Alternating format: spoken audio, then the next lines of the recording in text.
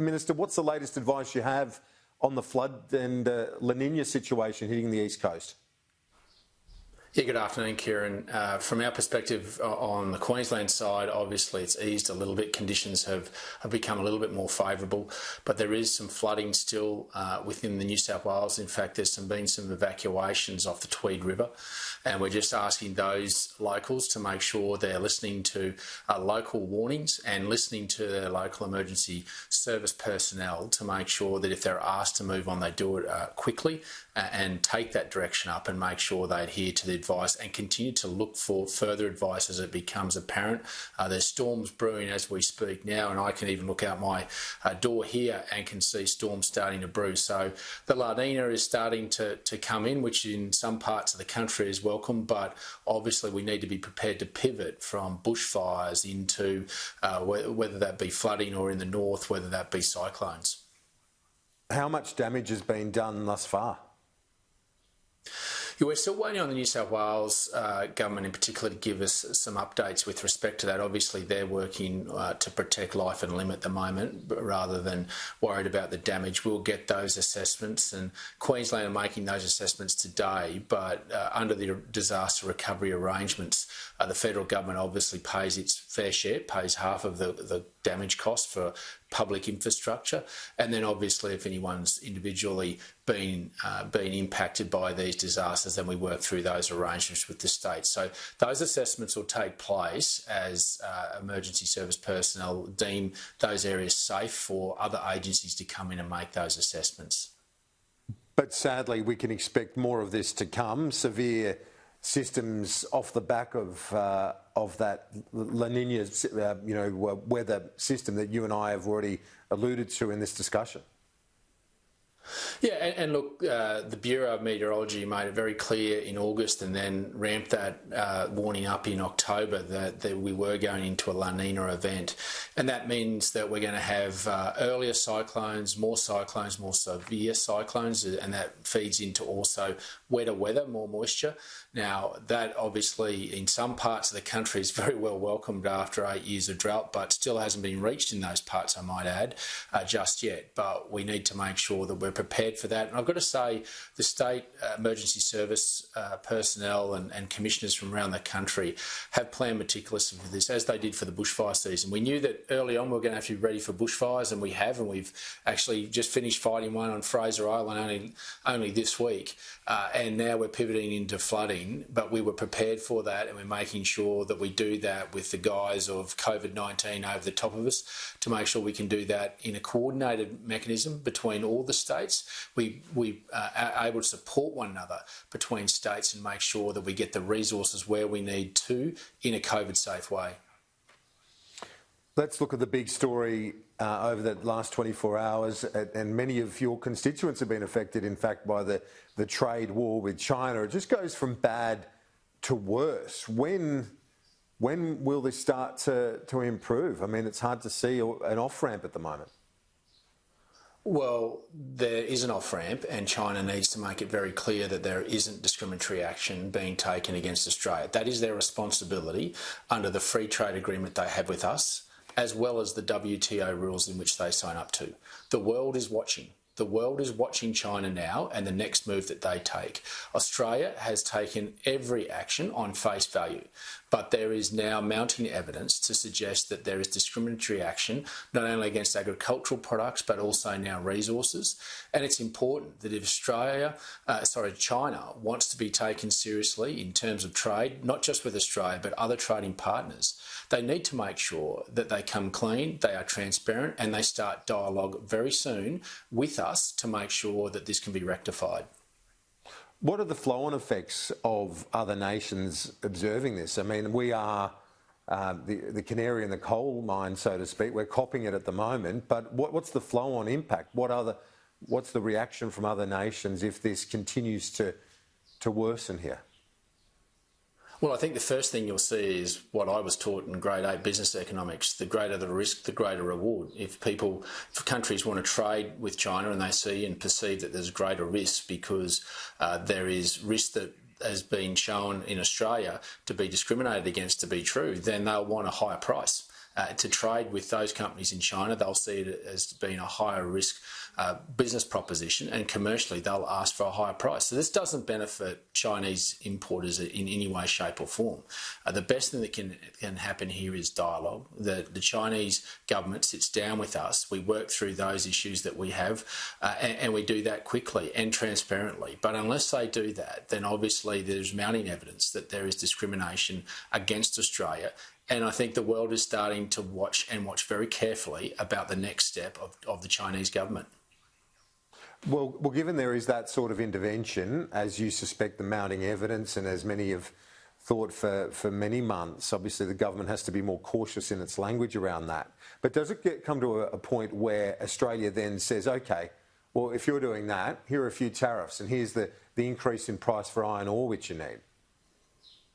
Well, our language has always been careful, and it's always been about making sure that it was about trying to initiate dialogue. We won't turn our back. We won't throw our toys out of the cot. We'll continue to engage. We'll continue to be mature about this, and we'll make sure that when they're ready to talk, that we'll be here. And we've made that clear from the start. But we are a rules-based trading nation. And for us to sit here and say that we're aggrieved and then do exactly the same really doesn't give us the standing that we have built up over many years, many generations in the global community of us being a good trading and fair trading nation. And that's what Australia will continue to do. We'll respect the rules, we'll respect the processes, and we will use those processes where necessary. But tariffs and that sort of retaliation, as suggested by Matt Canavan, among others, that's off the table. Yeah, definitely. And look, I accept the parochialism and the frustration that many are feeling out there. But this is times of leadership, and it's times to make sure that we live by the rules in which we signed up to. That will not benefit anybody. That will only exacerbate the problem. But we will not take a backward step with respect of using other processes and other procedures available to us under the rules in which we signed up to. Otherwise, if we turn our back on the rules in which we signed up to, we're no better than any other nation that we're aggrieved with. So we are a nation of values and principles, and I think we've shown that. We've shown the maturity and leadership through this. We will continue to do that, and we will never compromise on our sovereignty or those values and principles. And if anyone thinks they are, they're sadly mistaken. Yeah, that's true, and I think that most people would think that that's a reasonable proposition. You shouldn't compromise on our values, but do you concede that the government could have massaged a bit of this a bit better over the last year or so in terms of the language around it, the timing of announcements, that sort of thing? No, I don't. And I don't think that our timing on any of our sovereign decisions is about anything other than our own nation's security. We should never time any of our decisions as a sovereign government about what anyone else in the global community may think about us. Our primary responsibility as a federal government is to protect our citizens, to protect our democracy and our sovereignty, and the timing of that is predicated by what's necessary for the Australian society, and that's what we've done. Do you think, from a trade perspective, is it time to hand the trade portfolio back to the National Party? You had it for years. There's a reshuffle coming. Well, look, let me say that the National Party's always believed that it's a natural fit for the Nats.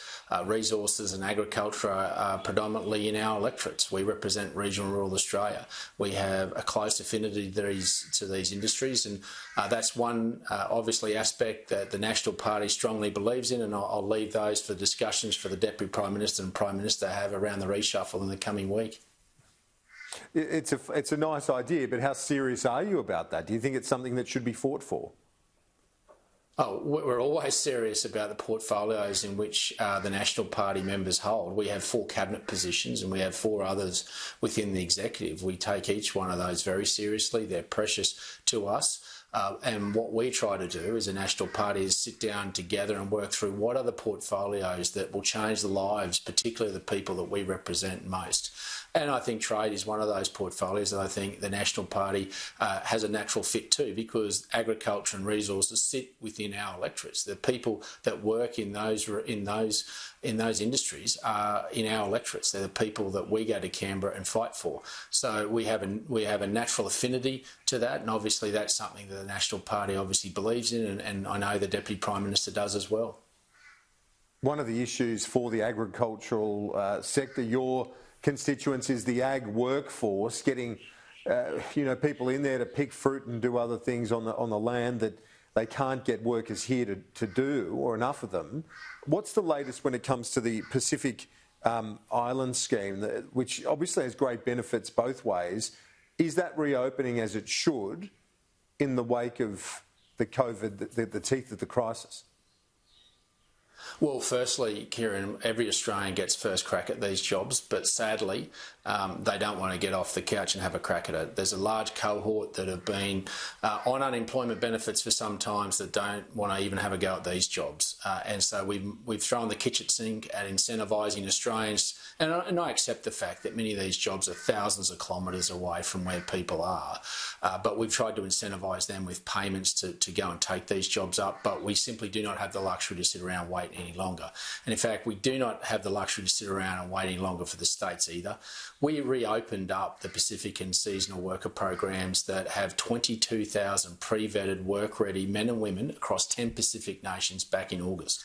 But we could not get the states and their chief health officers to agree on the quarantine protocols in which to bring them in. These chief health officers and premiers have made plenty of decisions predicated on capital city quarantine arrangements, but have forgotten about agriculture. And it's only now that we're at a critical juncture, where we need these people in here now to pick these crops. Otherwise, they will be left to rot. That we have finally got the states to reaffirm that it's their responsibility to work through the public health quarantine arrangements for each of their states, for them to look to new ideas about even being able to quarantine on farm. One state's already tried it, but they're still only having half a go at it. But we've got states that won't even sign up to Ag Workers Code, where even if we can get them in, then they can't move across the states freely. I mean, this is really a tested federation. This crisis has shown the holes in federation and the fact that we can't work with one another. I mean, lines were put on a map 120 years ago. Australia's evolved past that, and our premiers need to lead through that, and they need to make sure that they find ways to bring these people in a COVID-safe way, that their chief health officers should have been on this 3 months ago. But I fear that every Australian is going to pay for this at the checkout, not only now, and I think they are now, we're seeing prices already rise, but they'll be paying it in the next couple of weeks on. Yeah, well, it seems like a safe idea, given they're coming from Pacific Islands where there's no COVID. I mean, where's the risk there? Well, this is what we've been asking chief health officers for so long. But from bitter experience, obviously Victoria's a bit gun-shy about quarantine arrangements and bringing anyone in, and that was more because of their mismanagement more than anything else. But you are right, this is where we've got to use this thing called common sense, and unfortunately it's evaded chief health officers in some states as well as premiers, and this is their opportunity to fix it. Agriculture is important to each and every one of us, and I think that COVID-19 has had an awakening to each Australian about the importance of what's in their supermarket and the timeliness of it and the cost of it. And I can tell you the cost of it is going to go up because our state premiers have forgotten about agriculture until now. And I think quite frankly, it's probably a little too late. Deputy Nationals Leader and Minister for Agriculture, Drought and Emergency Management, David Littleproud, thanks for your time, and we probably won't see you, so all the best for Christmas. See you next year. You too, mate. Thanks for having me.